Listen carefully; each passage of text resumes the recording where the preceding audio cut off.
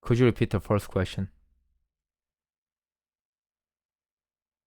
Absolutely. Let's dive into that. So, from your perspective, do you see Cain's rejection more as an issue of his inner attitude and heart condition? Or do you think the actual type of offering he brought was equally crucial? Feel free to share how you see that balance.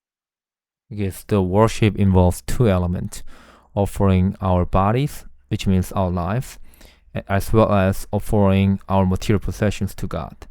And the scripture tells us that both Cain and his offering were rejected by God, which means that both his life and material contribution were rejected. So let's start with Cain's life.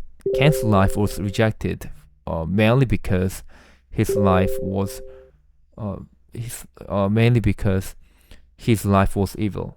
And Proverbs chapter 25, 15 verse 8 uh, states that the God detests the sacrifice of the wicked. And as for his offering, Leviticus chapter 22 verse 19 to 20 states that God does not accept sacrifice with blemish. So it means that Cain's worship was rejected because his sacrifice had a defect. In other words, his the his sacrifice was blemished and deformative. These are the two reasons why his worship was rejected.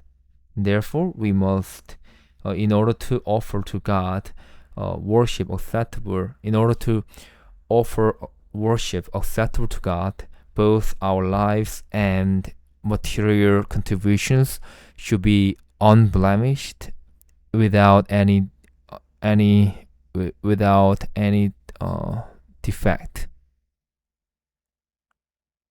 I think